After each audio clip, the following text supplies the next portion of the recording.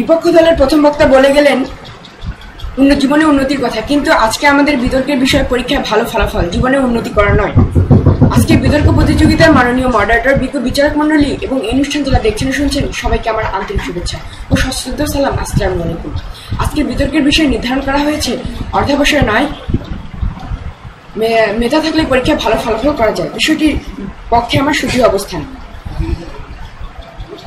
মেধা থাকলেই পরীক্ষায় ভালো ফলাফল করা যায়। এই পৃথিবীতে আমরা প্রত্যেকেই মেধা নিয়ে জন্মগ্রহণ করি, আর কেউ মেধা নিয়ে জন্মগ্রহণ করে, আর কেউ মেধা নিয়ে জন্মগ্রহণ করে না। আর মেধার মাধ্যমেই আমরা পরীক্ষায় ভালো ফলাফল করতে সক্ষম হই।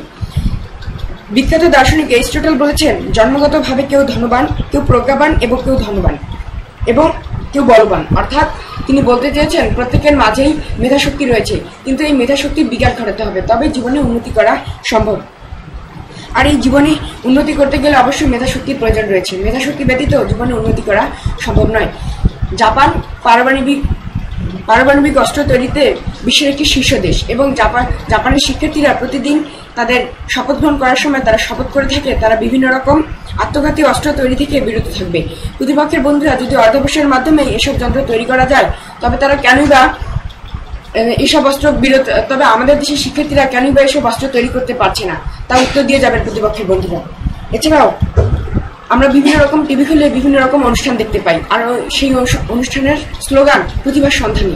যদি তাই হতো তবে প্রতিপক্ষের বন্ধুরা অনুষ্ঠানের নামও তো দেওয়া যেতে পারতো যে অর্ধাবসায়ের সন্ধানে শিক্ষার্থীদের সন্ধান। তবে আমরা কেন বা প্রতিভার সন্ধানে অনুষ্ঠানের মাধ্যমে এসব জানতে পারছি। এছাড়া বিখ্যাত দার্শনিক ভল্টেয়ার বলেছেন, পরিশ্রম ও সাধনা করে যাও, প্রতিভাকে অগ্রাহ্য করতে পারবে। অর্থাৎ তিনি বলতে চেয়েছেন যে অর্ধাবসায় নয়, প্রতিভা থাকলে জীবনে উন্নতি করা সম্ভব। এছাড়া প্রতিপক্ষের বন্ধুরা আপনারা বিভিন্ন রকম উদাহরণ লক্ষ্য করে থাকুন, আপনারা দেখতে পারবেন প্রতিভার মাধ্যমেই যেসব দার্শনিক সমাজে প্রতিষ্ঠিত হয়েছে তার প্রতিভার মাধ্যমে জীবনে উন্নতি করতে সমর্থ হয়েছেন। অর্ধাবসায়ের গুণে নয়, আমাদের প্রথমে প্রতিভা থাকতে হবে।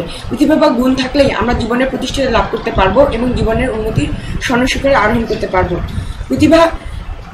প্রতিভা বা মেধা থাকলেই জীবনে উন্নতি করা যায়, এর জন্য অর্ধাবসায়ের প্রয়োজন নেই। তবে আমরা একেবারেই বলছি না যে জীবনে অর্ধাবসায়ের প্রয়োজন নেই। হ্যাঁ, অর্ধাবসায়ের গুরুত্ব রয়েছে, তবে আমরা প্রথমে প্রতিভাকে গুরুত্ব দেব, তারপর অর্ধাবসায়কে গুরুত্ব দেব। আর এই প্রতিভার গুণেই আমরা জীবনে প্রতিষ্ঠা লাভ করতে পারবো। তাই তর্কের খাতিরে অযথা তর্কবাদ দিন, আমাদের সঙ্গে কণ্ঠে মিলিয়ে বলুন যে অর্ধাবসায় নয়, প্রতিভার গুণেই জীবনে প্রতিষ্ঠা লাভ করা সম্ভব। ধন্যবাদ মাননীয় মডারেটর, ধন্যবাদ সবাইকে।